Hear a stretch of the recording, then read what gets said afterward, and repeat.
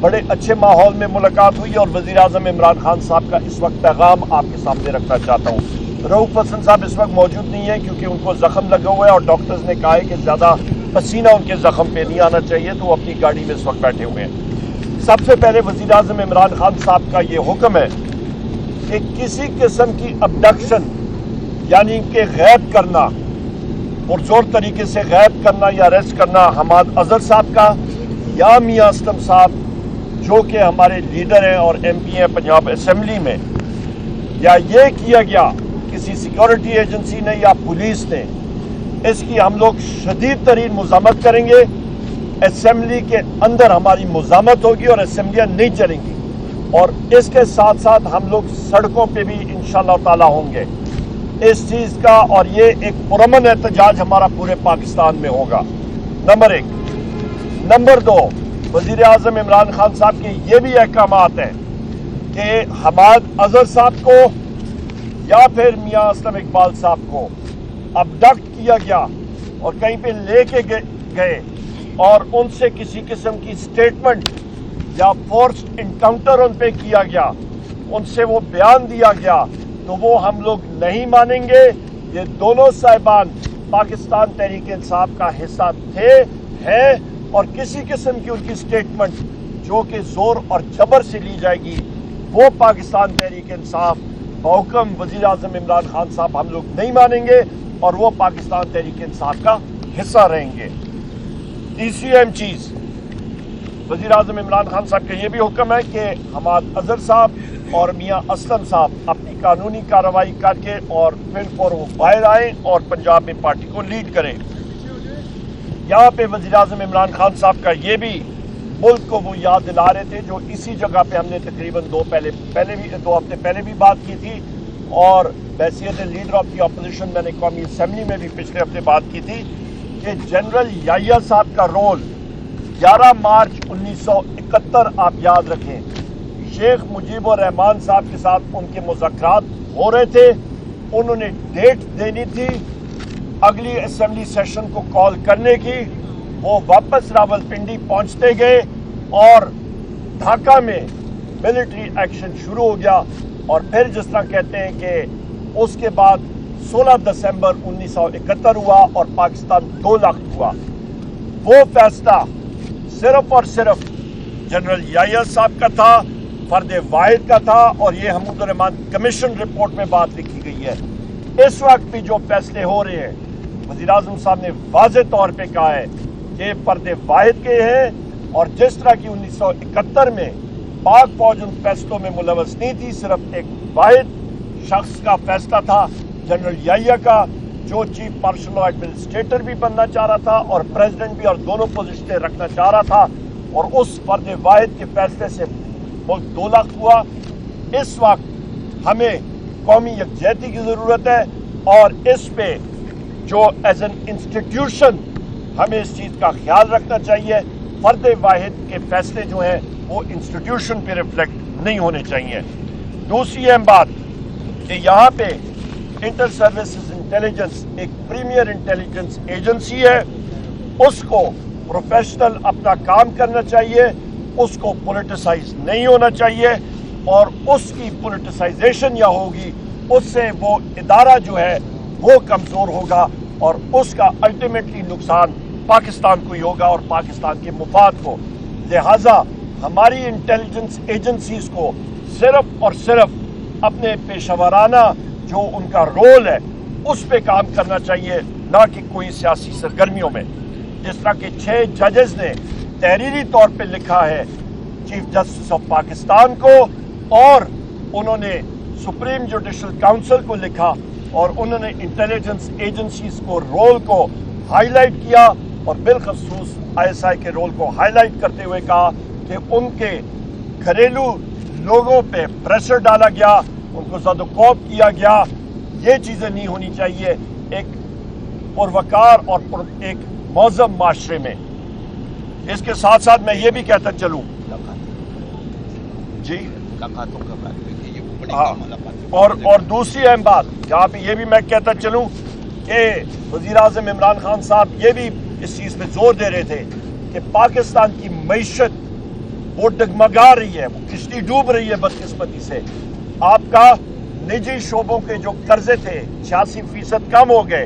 आपका शराय सूद कम नहीं हो रहा, आपके रेमिटेंसेस कम हो गई हैं, आपकी एक्सपोर्ट्स पे फर्क पड़ा, आपका ओवरऑल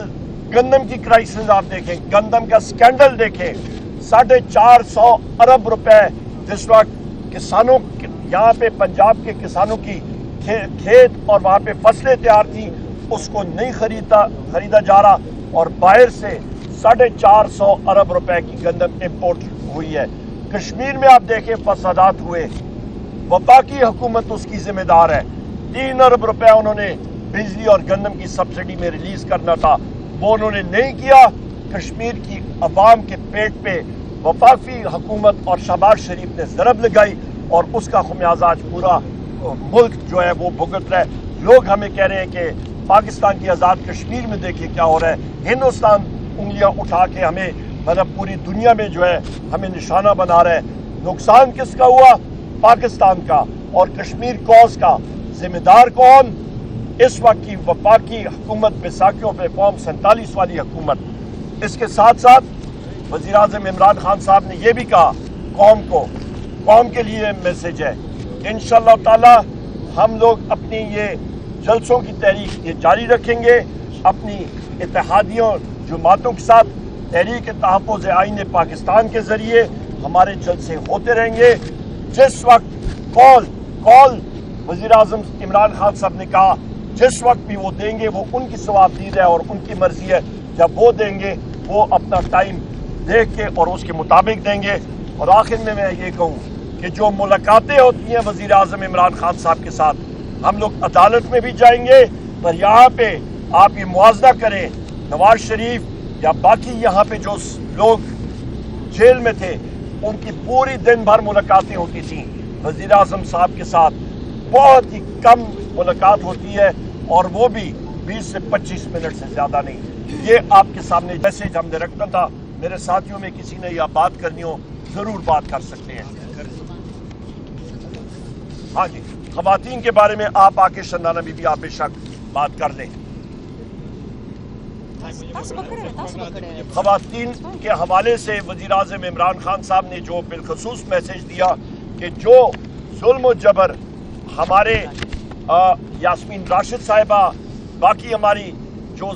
यहाँ पे ख़वातीन पाबंद सलासल है, आलिया हमजा साहिबा हमारी बहन है, सनम साहिबा, फलक जावेद साहिबा हमारी बहन है, इन सारों के खिलाफ जो इस वक्त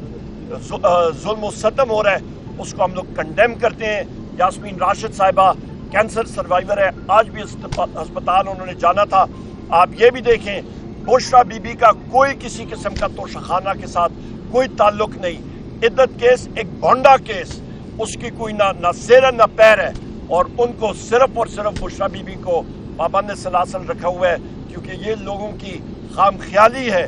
कि बुशरा बीबी के ज़रिए वो वज़ीर आज़म इमरान खान साहब को उनके ऊपर जोर डाला जाएगा। लोगों की हम लोग ये क्लियर मैसेज देना चाहते हैं कि बुशरा बीबी वज़ीर आज़म इमरान खान साहब की ताकत है, ना कि वो कमज़ोरी है। हम लोग अपनी ख़वातीन के लिए हर जगह पे इंशाअल्लाह ताला जो आपकी लीगल जंग है, कानूनी जंग है, वो लड़ेंगे और हमारी ये डिमांड है कि उनको फिल फौर रिहा किया जाए। बहुत शुक्रिया जी, थैंक यू।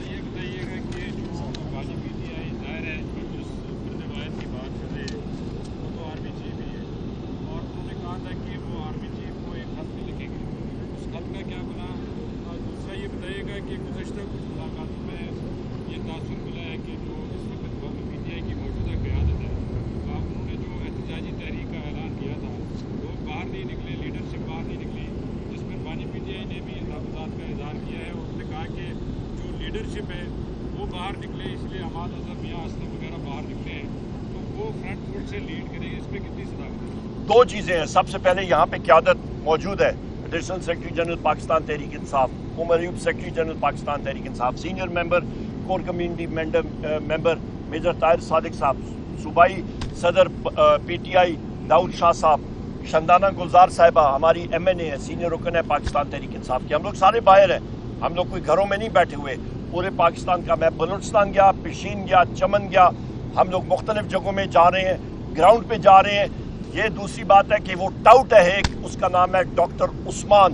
جو آئی جی پنجاب ہے, جو کہ مریم نواز کے کہنے پہ اور شہباز شریف کے کہنے پہ اس نے بیونڈ اپنی لائن کو, مطلب اپنا وہ جو مینڈیٹ ہے اس سے تجاوز کرتے ہوئے وہ نہتے لوگوں پہ وہ ظلم کر رہے ہیں. پنجاب میں لوگوں کے گھروں میں جا کے پولیس گردی کی ہے انہوں نے, اس کو ہم لوگ کنڈیم کرتے ہیں, اس کے خلاف قانونی چارہ جوئی ہم لوگ کریں گے. لوگ ہمارے تیار ہیں اور آپ دیکھتے رہیے گا انشاءاللہ تعالی. ہمارا پاکستان تحریک انصاف کو ہر جگہ پہ جو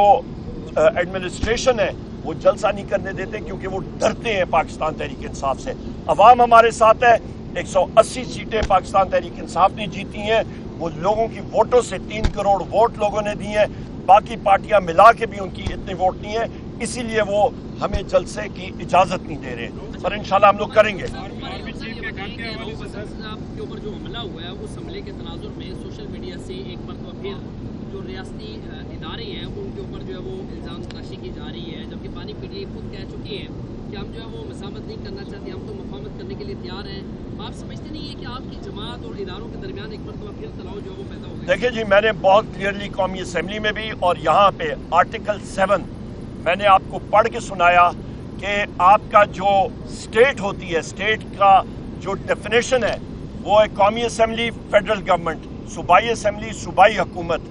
آپ کی ٹی ایم اے یا جو ادارے ٹیکس یا سیس کلیکٹ کر سکتے ہیں وہ آپ کا اسٹیٹ کا حصہ ہے. جو آپ کے سیکیورٹی ادارے ہیں وہ اسٹیٹ کا ٹول ہو سکتے ہیں, وہ اپنے اوپر جو اسٹیٹ کا لبادہ ہے وہ نہیں اوڑھ سکتے. آئینی طور پہ کلیئرٹی ہونی چاہیے, اور ہم لوگ آئین اور قانون کی بالادستی اسی لیے چاہتے ہیں کہ پاکستان خوشحال ہو, اور ہم لوگ یہی موومنٹ ہماری پارٹیز کی اور ہماری جتنی الائنس کے ممبرز کی ہے. رؤوف حسن صاحب پہ جو کل پرسوں حملہ ہوا تھا اس کی ہم لوگ شدید مذمت کرتے ہیں. ابھی بھی گاڑی میں بیٹھے ہوئے ہیں, جس طرح میں نے پہلے بات کی, سورج کی شدت کی وجہ سے وہ باہر کھڑے نہیں ہو سکتے, ان کو زخم ہے, ڈاکٹرز نے کہا ہے, اس کی ہم لوگ کنڈمنیشن کرتے ہیں. اور دوسری اہم بات, حماد اظہر صاحب سینٹرل آفس میں آئے تو پوری اسلام آباد کی پولیس نے دھاوا بولا. وہاں پہ اقوام متحدہ کا ایک وفد بھی بیٹھا تھا, الیکشنز کے حوالے سے ان کی میٹنگ ہو رہی تھی, اور انہوں نے وہ آنکھوں دیکھا حال دیکھا. اقوام متحدہ کے اس وفد کی تلاشی بھی پولیس نے لی, تو ہمیں کوئی بات کرنے کی ضرورت نہیں. انہوں نے وہ سب کے سب چیزیں جو زیادتی پاکستان تحریک انصاف کے ساتھ ہو رہی ہیں, جو کہ عدم استحکام ہے, جو لاقانونیت ہے, انہوں نے سب کا سب اپنی رپورٹ میں تحریری طور پہ لکھ دیا ہے. اور یہ چیز بھی میں کہتا چلوں کہ اسلام آباد پولیس کے پاس سینٹرل آفس پاکستان تحریک انصاف پہ آنے کا کسی قسم کا وارنٹ بھی نہیں تھا, تو یہ قانون کی دھجیاں اڑا رہے ہیں. رؤوف حسن صاحب کی تحقیقات ابھی یہیں پہ سارا المیات ہے کہ جس وقت پاکستان تحریک انصاف کی کسی شخص کو پکڑنا ہوتا ہے تو وہاں پہ جیو فینسنگ بھی ہو جاتی ہے, وہاں پہ مصنوعی سیارے بھی استعمال کیے جاتے ہیں, وہاں پہ فیشن ریکگنیشن بھی استعمال ہو جاتا ہے. رؤوف حسن صاحب کے جو اٹیکرز ہیں, جو وارداتیے ہیں, ان کو ابھی تک اسلام آباد پولیس نے نہیں پکڑا, اور یہ سب کے سب ذمہ داری آئی جی اسلام آباد پولیس, آپ کا ایس ایس پی آپریشن